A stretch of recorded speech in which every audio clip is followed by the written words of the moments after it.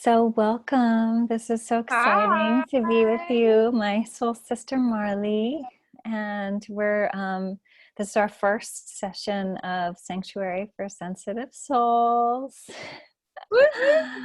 Yeah, this has sort of been a dream of ours for how long? Years. Like 5+ years. Yeah. So we're doing it, and the times are definitely calling us to come out more and share more of ourselves. And I think both of us really are doing that in big ways more and more. So Absolutely. yeah, this is one of those ways. So yeah, I've just been so, blessed to know you and to be able to collaborate with you, running group, and yeah, and now to do this. So yeah. You're gonna make me verklempt. So yeah. So yes, let's talk about the title, how we envisioned into the title, Sanctuary for Sensitive Souls. Wow. Well, as you said, and I think it's been a long time coming, this is something that we've both been collectively gestating.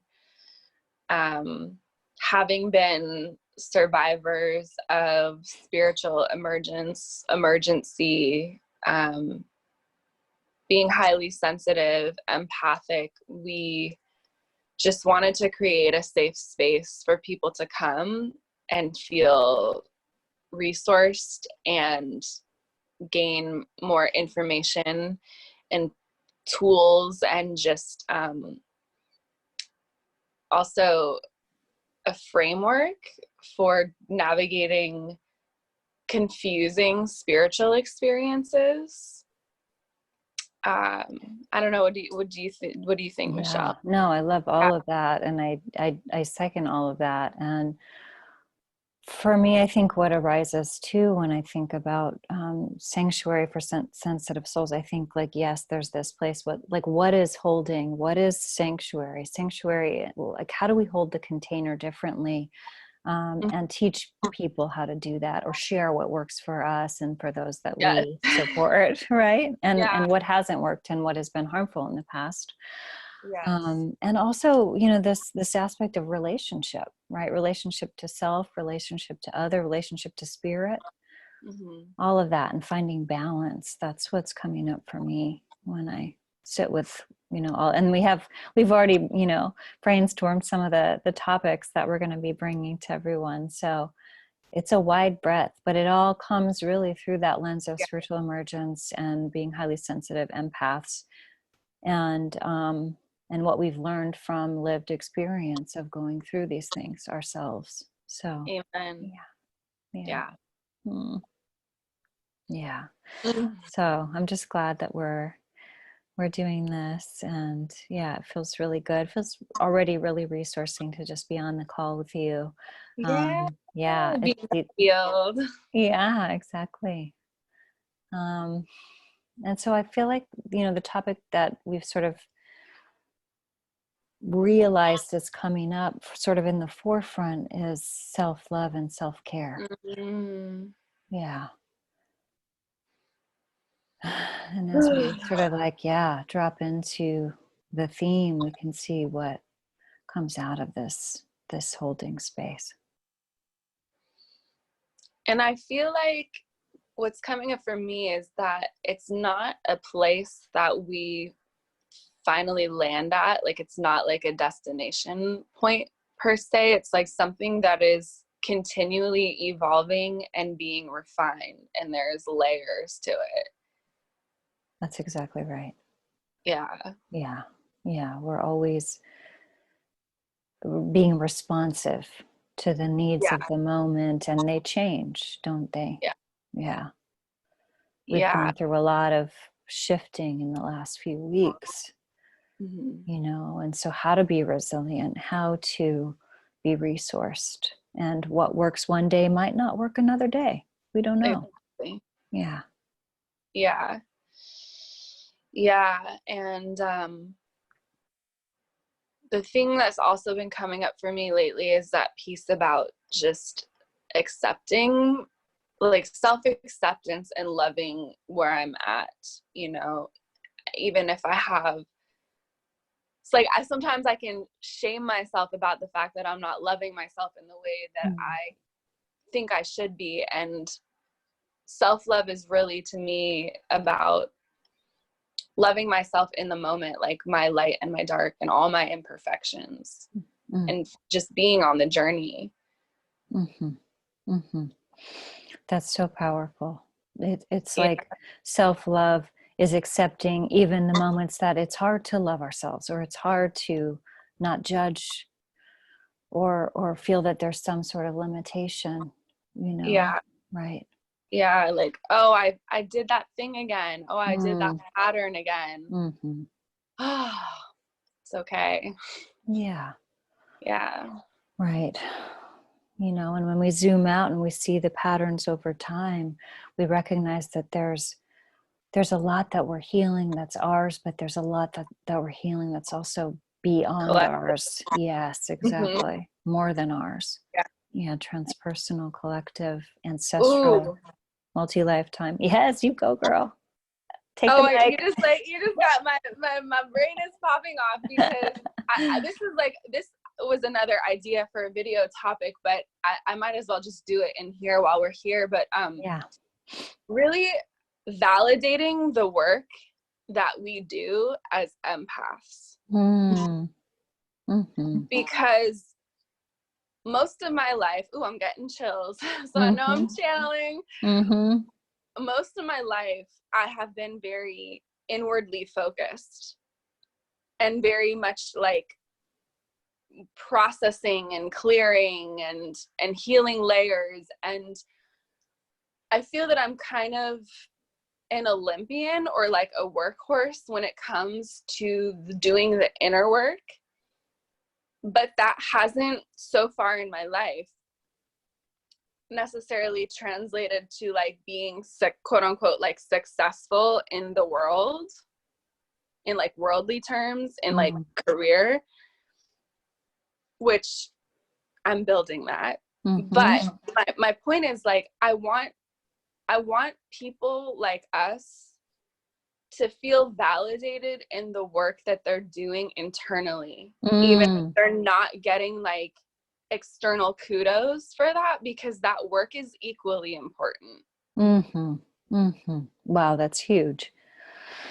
Yeah, right? Really feeling into that, which is how much work do we do on the spirit level, on the emotional level, and internally, that we're not getting seen or compensated or realized by others, that we have to start to name in our truth. Yes, that we are working our butts off, right? And have been for years. And that's not to say there's nothing to show for it. There's so much to show for it. It's just can't be seen by the physical, in the physical plane. Yeah. Right? And it will manifest. Yeah. It is manifesting. It is manifesting. Yeah. Yeah. Yeah. Thank you so much for bringing that through. That's such a huge message. Speaking of self-love, right? It's like loving ourselves in all of the ways, and loving yourself for the work that you're doing internally. Yeah.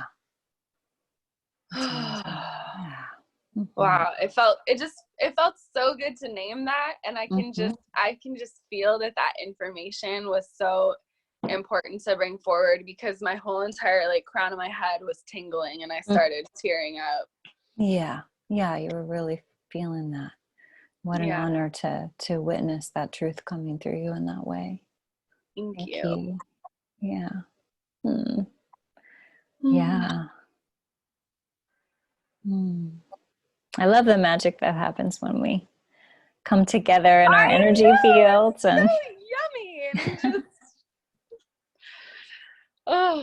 yeah, it's sweet. It's for me, like the idea of self-love and sensitivity, like that's where I'm feeling really deeply called to share about, is this idea of loving my sensitivity, like loving the places that have in the past been called vulnerabilities, have been called weakness, have been called, oversensitive, or too much of a feeler. And for Yeah. me, I'm like, these are gifts. These are gifts. And yes, I get overstimulated, not as much as I used to when I was in my spiritual emergency phase of it. I can manage it a little bit more now. But when there are collective things happening, noticing that, noticing how much data is coming in, especially with this past week of the portals and everything. There's just been so much. And so it's like self-love for me sometimes is knowing when to say no, knowing when to step back, knowing when to rest. Because Yeah. there is a lot of sort of external stuff for me that is happening, right? In terms of like the inner work then translating to the outer work. I'm kind of in this like a lot of outer work phase. A year to licensure, hopefully. That, yeah, it feels really like a non-negotiable to prioritize downtime and integration time for the fact that we're sensitives going through a planetary transformation right now. Amen.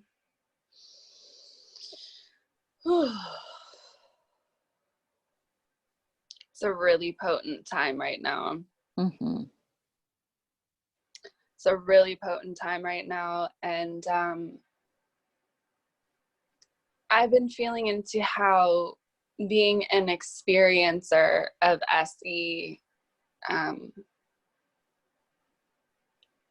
I can hopefully be like a resource to people or a way shower for humanity right now because of this collective crisis and people really just in so much fear around it. And just I trust inside of myself that there is a collective, there's like always an underlying organization, even when structures are falling apart and there feels like we're just in total chaos. I do feel like aside from people dying to this and losing their life, which is really horrifying and really sad, there has to be something on the other side of this that is actually good. There's some kind of rebirth happening. And it feels like course correcting in a way. Yeah, I love that you named some sort of underlying organizational principle. Yeah.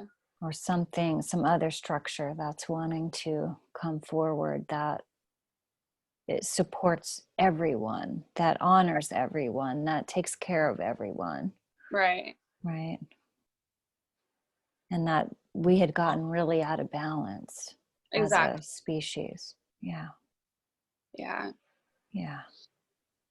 And this isn't the first of the sort of so-called symptoms of the imbalance. I mean, if we look at the natural disasters, if we look at the mass extinction, right? I mean, we've been dealing with the imbalance and the way that everything has kind of gotten off kilter for some time. And this one is, I think, the most global of them. So it's almost like that way that now we're realizing the interconnection of everyone on the planet in terms of, the way that resources are shared around the world, but also the planetary resources. So that's my hope, is that, the technologies that already exist that are renewable, that kind of get us more into balance with the earth, that those become more available, and more possible to implement on a worldwide scale. That's my vision, my hope, Amen. Yeah. Yeah. But it's potent, the field, the planetary field. From everything from on Saturday having a million meditators coming together to pray for healing, on that side, or like you said, the worldwide panic. So it's like Yeah. there's just so much energy, emotional and spiritual energy that's activated right now. Huge. Yeah. So I'm Yeah. just really feeling into all of those things. And as we talk about spiritual emergence and we talk about sensitivity, like I feel like we're talking around the sensitivity to energies and psychic information, right? Psychic opening and other activations that we've experienced. Yeah. Yeah. That, without speaking for you, I'll say I feel like we went through that so that we could be here doing this now. Mm-hmm.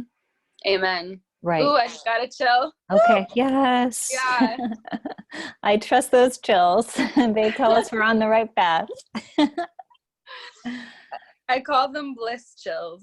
I love that. Yeah. Yeah. So it's hard to know how to refuel Mm-hmm. sometimes. And, part of self-love or self-care has to do with how do we resource, right? Yes. And that reminds me too of the name of your business, Sourcing Sourcing Yourself. yourself. I That was love in that. part inspired by that. Yeah. Yeah. It's like, yeah, let's talk about resourcing a little bit too. Yeah, I was just gonna say, since you brought that up, some people might not be oriented to that word, but I would love it if we could just explain a little bit about what that is and what it looks like. And Yeah. Well, for me, I first came into contact with that word in a trauma therapy class. And before we process any kind of trauma, we have to resource first. We have to get the nervous system and the body to a place of feeling centered, grounded, safe, right? yes. And so there's lots of tools: grounding, focusing, looking for different ABKOG, different senses that we can track so that we can get in the body, things like that. All of those things are resources. So there's creative resources. That's something that you're really tapped into, as Yes. well, musically. Somatic resources, so getting in the body, dance, movement, yoga, that kind of thing. Relational resources, so coming into contact and spending time with one another, with a loved one or with a therapist or healer. Yeah. Yeah, nature, which, I mean, she's really like, calling out for us to reconnect in a big way now to her in an honoring way. Mhm. And so for me, when I think of resourcing, I kind of take it to the another level, which is like the spiritual resourcing. And I think that's, sort of what you're speaking to with your work is Mhm. reconnecting to source. So resourcing, with a capital S, resourcing. So it's Yeah. like coming back into contact with our spiritual nature and with Amen. the divine. Yeah, Amen. And just to piggyback on that, please. resourcing, so my business is Sourcing Yourself, and that was in large part inspired also from being in recovery for codependence and relationship addiction. Woo! I've never like outright said Yeah, that, so you that was named like it. a big Yeah, reveal. But yeah. for me, sourcing yourself means, because I think any kind of addiction, whether it be alcohol, drugs, sex, relationships, food, gambling, we're looking for something outside of ourselves to comfort and soothe ourselves. Mm-hmm. So sourcing yourself for me is a reminder. Like I've come a long way, but like I still need that reminder of like I can source myself from within and tap into my connection with my higher power, and that is where I get my sense of comfort and solace and soothing and ease. Mm-hmm. Mm-hmm. which when we're like activated and are going through a trauma, sometimes that's not easily accessible, Mm-hmm. but it's still there. Mm-hmm. So Yeah, thank you for naming all of that. And what a rich resource, to have, 12 step as a structure that can be incorporated into other spiritual programs too, right? Like your work with your chanting, with music. I mean, music, what you bring through in your lyrics and in your presence, I mean, that's channeling too. So that to me is like all of those things come together as sourcing yourself. And it's a unique offering, a unique program that thank that you. really, I mean, the vision of it is, I mean, if I can share the impact when I hear you explain it, is like this helps people get back to themselves and share themselves, right? Yeah. So how to express too. And so there's so much about that comes back to this core essence of resourcing or sourcing yourself, that that we really need to be tapped into our spiritual center. Yeah. Right. To have any kind of, like what they say, like thought, word, and deed. Right. So all of those, what they're in alignment when we come from that place within, that's connected to spirit, that's connected to, the divine, our source. Yes. Yeah. Oh, that was so beautifully said. Mm-hmm. Thank you. Thank you. Yeah. Yeah. So how does music fit into resourcing for you?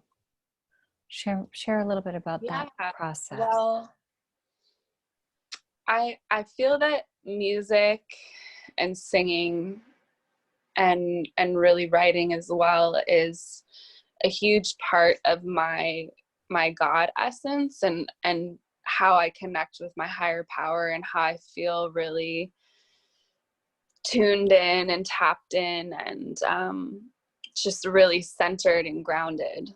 Mm. And for me, I found that that is what works best for feeling resourced for me personally.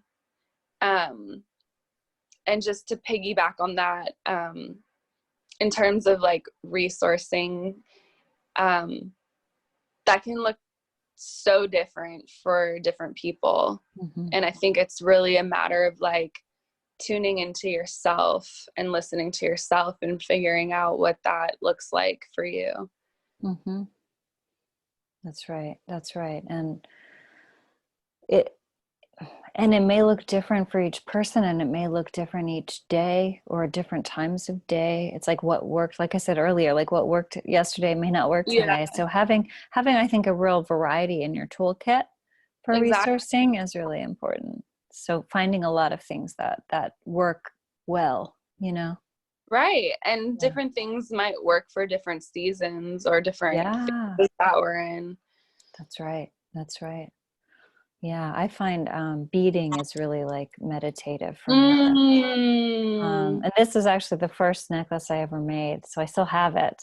So beautiful. I love it. What is Thank this? you. What's this stone? The center stone is actually, it's etched, laser etched shell, and it's got little orchids etched into it. It's really pretty.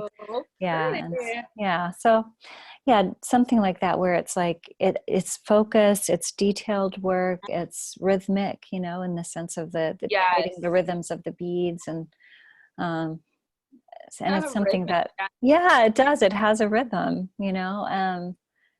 and if I ever learned how to knit or crochet, I feel like it would have a similar feel, something to do with the body and with the hands and with the focus. And I just enjoy that. So for me, that's really resourcing. And dancing also, like putting on good music and just dancing, especially now, like, with shelter in place and stuff, it's really important to get some good movement, to move the energies and stuff too. Amen. Yeah. Beautiful. Mhm. So it's nice because when we talk about self-love and we talk about resourcing, it's kind of like, oh yeah, we are talking about self-care too. So it's all Yes, connected. it's Yeah, all interconnected. exactly. So And it's even if we like have a theme, we'll see what comes through because it's all gonna be, sort of a tapestry of a larger I love vision. that. Yeah. Yes, the tapestry. Uh-huh. Yes. Yes. Yeah. I love that you brought up the word rhythmic. Hmm. I think that's anything that's like a rhythmic, repetitive movement. Um, Something about that is really grounding and resourcing. Hmm. Yeah, you just made me think that that's probably why I waited tables for so long, is because there's something very like rhythmic and grounding about that. Mm. Mm. That makes sense. Yeah, Yeah. I mean, and getting into service too. I mean, that's that too.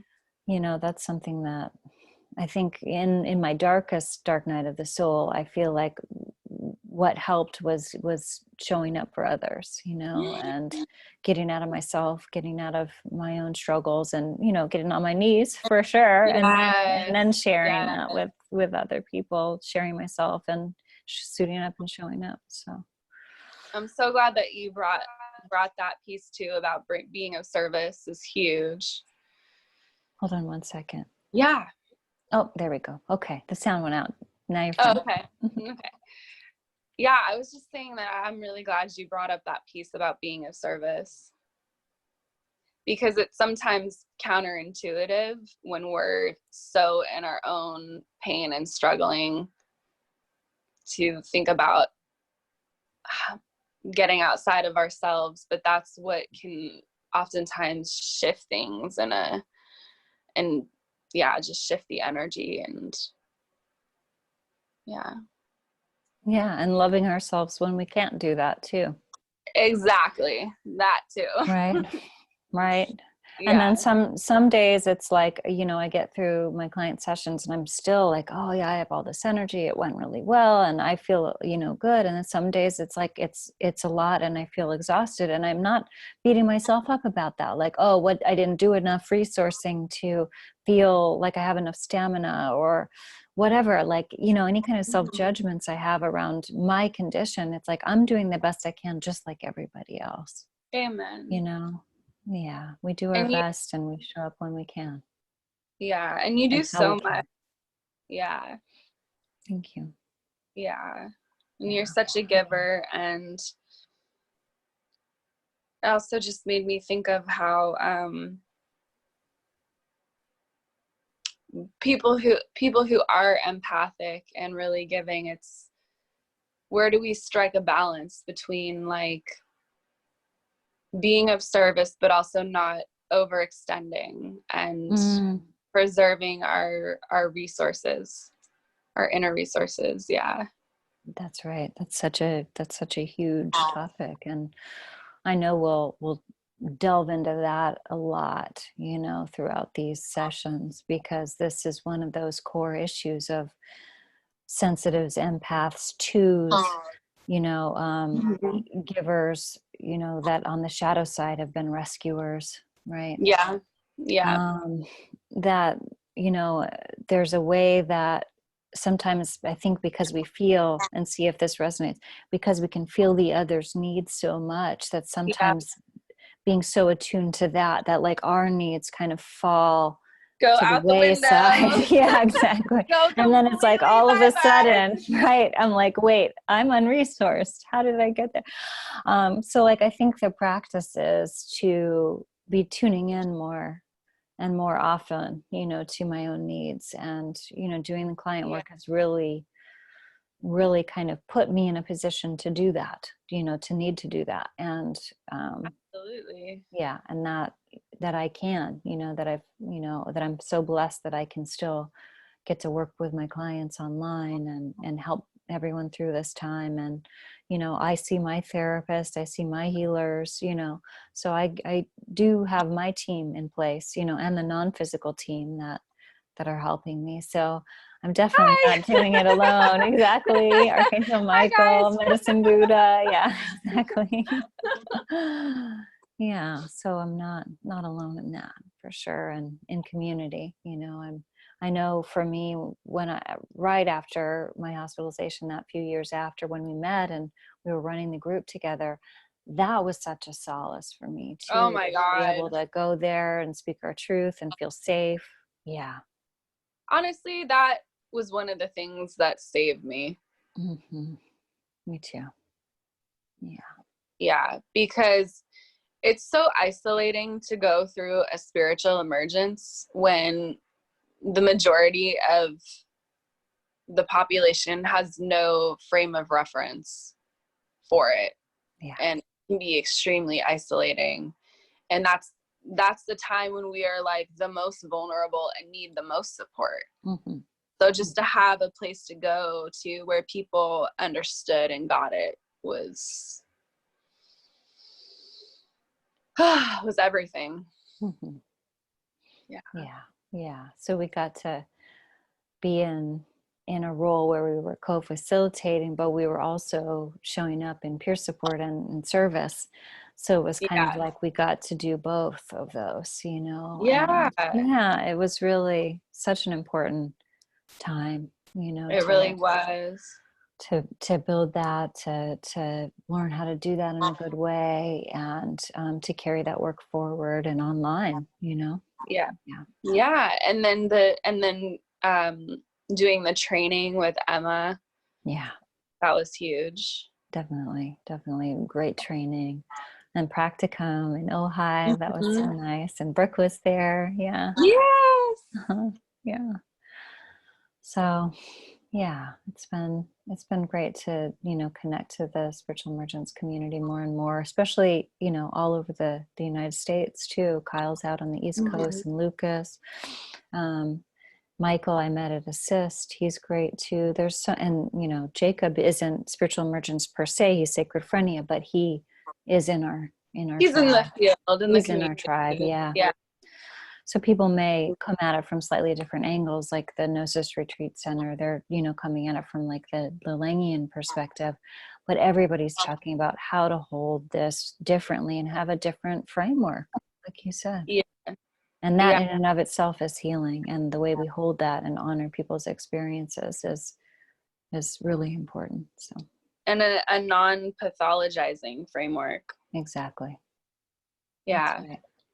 I mean, I think that was one of my favorite quotes from Michael Cornwall, who has done a tremendous amount of work in this field. But he said that compassionate listening is more effective than antidepressants. Mm-hmm. Mm-hmm.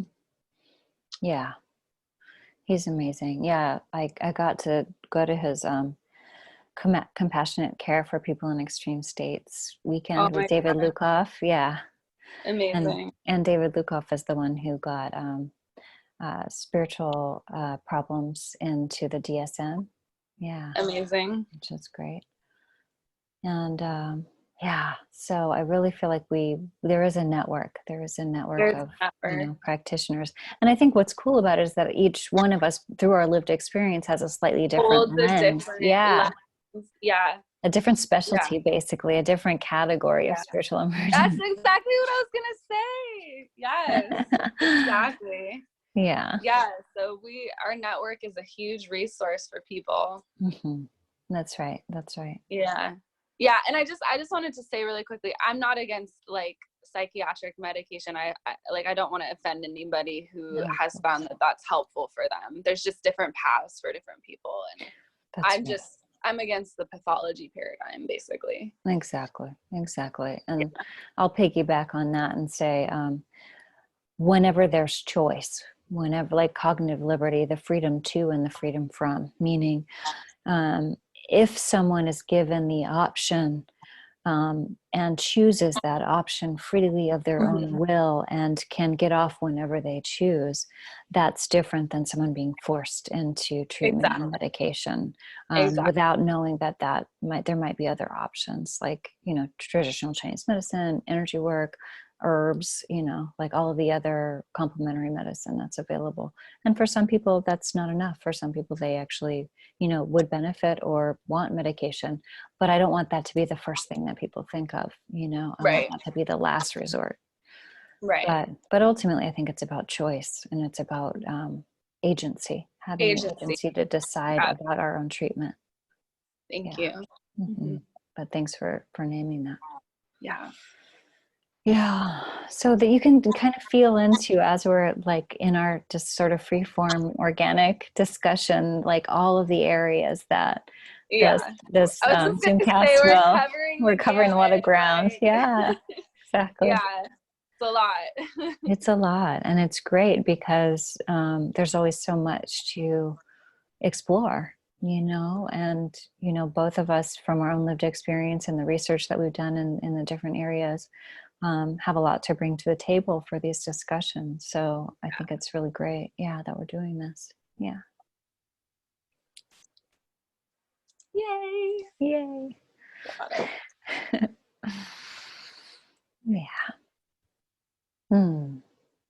And part of self-care and self-love is treating yourself to a Fashion Nova pink outfit.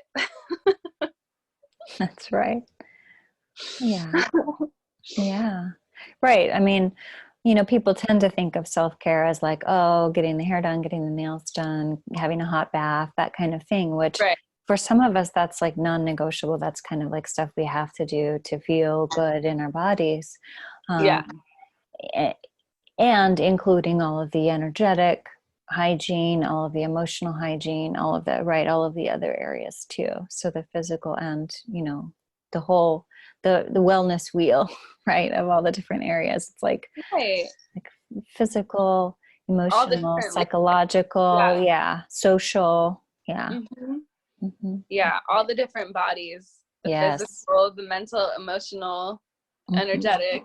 Yes. Koshas, Yeah. baby. What? Koshas. Yeah. The The bodies. koshas. Yeah. Yes, Exactly. exactly. That's The right. koshas and the doshas. No. Yeah, exactly.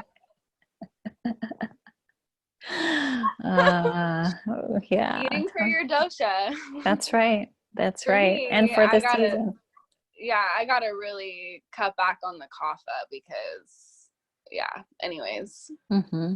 Yeah, that's a bit more fine tuning and refinement, diet self-care. that's right. That's good. That's a good topic too. Yeah. Yeah. Yeah, for me, I get a bit vata, so I have to have grounding foods and Hmm. and not do like sugar and caffeine and stuff. I do have a little green tea sometimes, but Right, but that's manageable. Mhm. Coffee Yeah, I had for the first time a few days ago, and it was a little too strong. a little bit much. A Yeah. little bit much. So I may not be able to do that. Yeah. Yeah. Yeah. Yeah.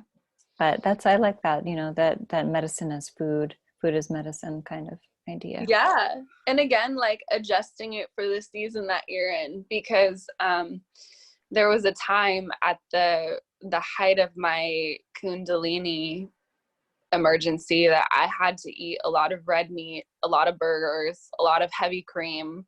Mm.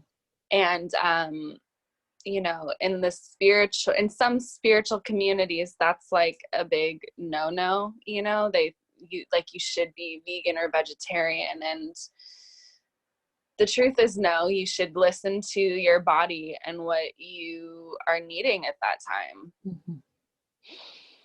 Yeah, that's right. And the more in tune we are with our process and with our body, the more we can hear what it needs, and Yeah.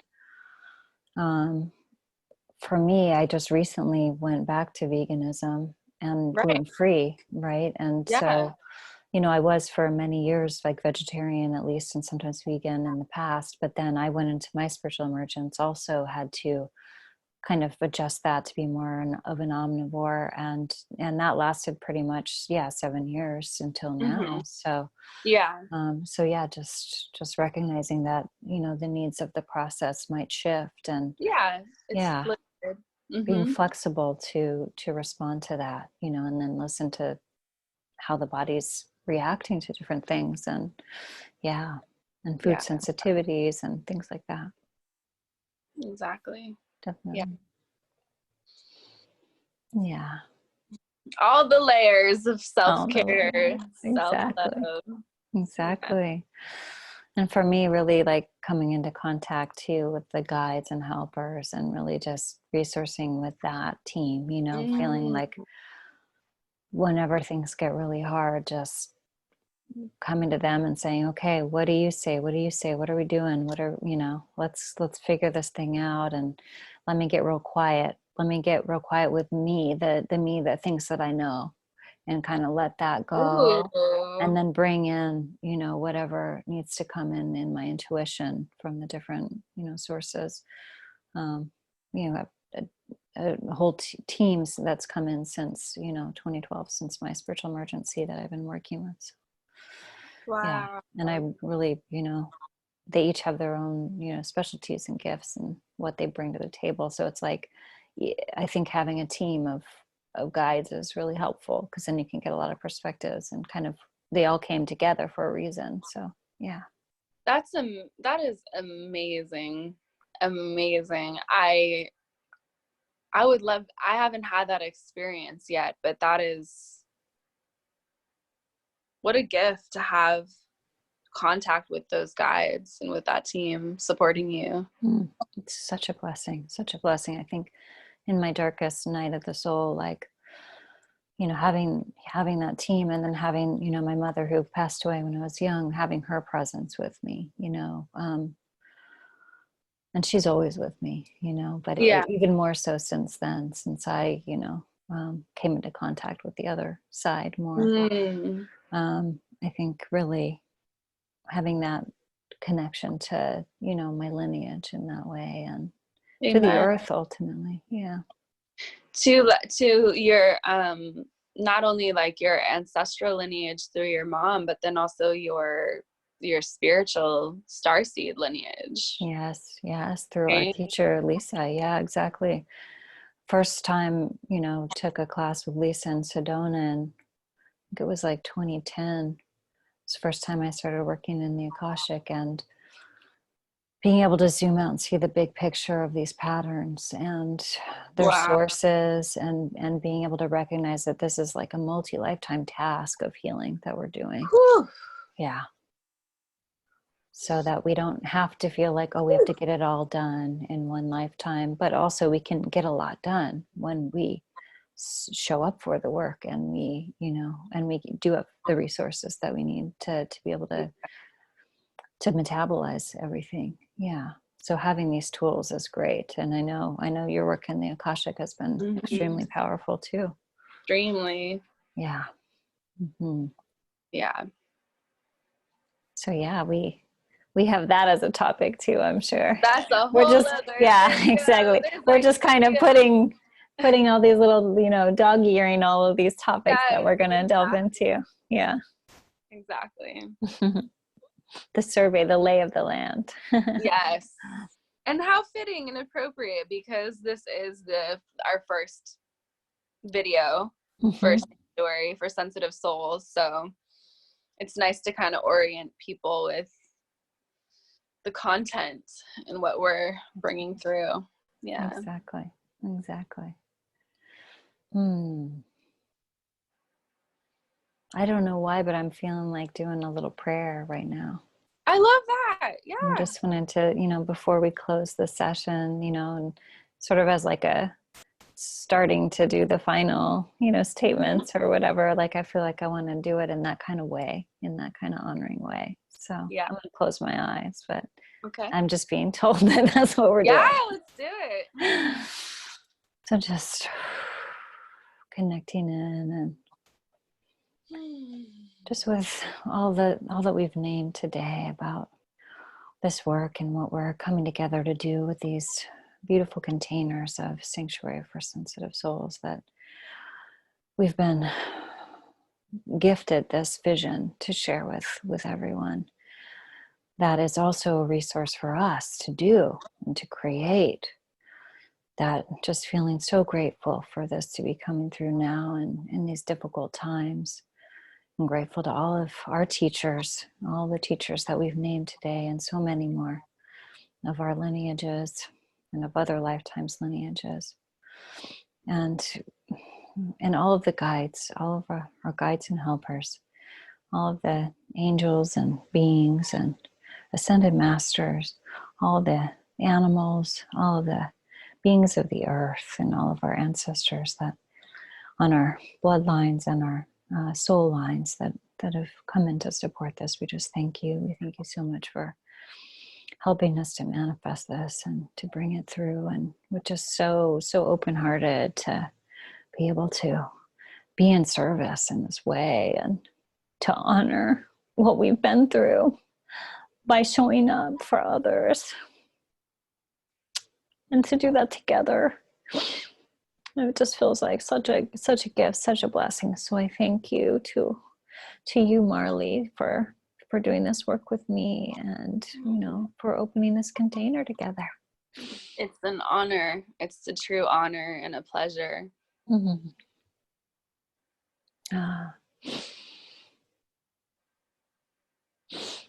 Thank you. Amen. Oh. Blessed be. Blessed be. Crying a little bit.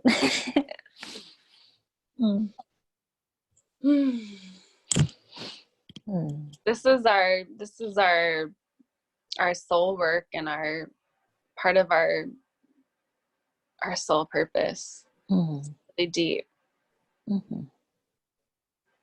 Yeah.